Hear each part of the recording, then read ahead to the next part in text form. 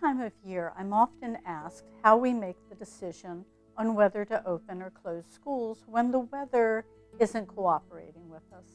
We have a process to determine what we're going to do. Starting at 4:30 in the morning, our transportation staff drives the roads of Alexandria. And they don't just drive the main roads.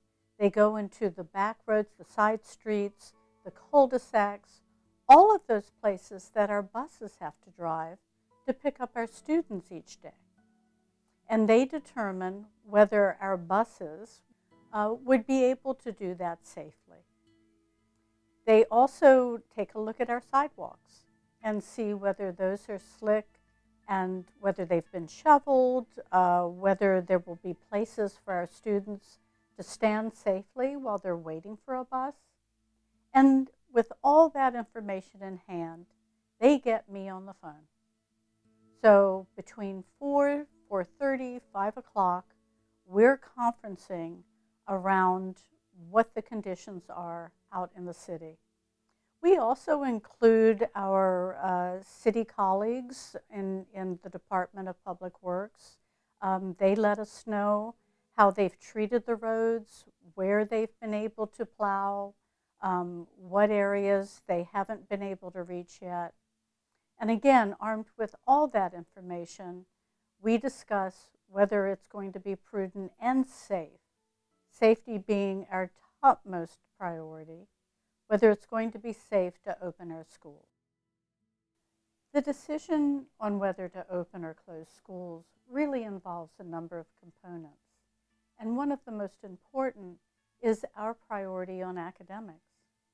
If we know that we can safely bring our students into school, we're going to do that so that they can have face time in the classroom with their teachers and receive the instruction that they need to be successful students. Another key component is the number of students that we have who qualify for free or reduced price lunch. We want them to be able to access meals and to access snacks and food that they get in school.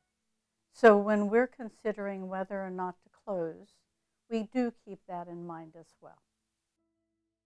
We know that we face great challenges in keeping our aging facilities open and warm and comfortable for our students and staff for each and every school day.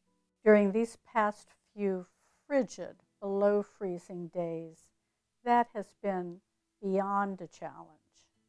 Our aging HVAC systems need tender, loving care, and we have had to give them more than their share of that during this time of really cold days.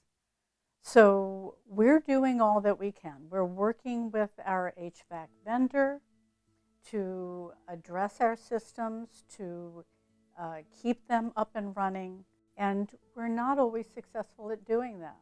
We've had to close one or the other schools because of lack of heat, and we know that our buildings experience varying degrees of heat or cold during these times of really extreme temperatures.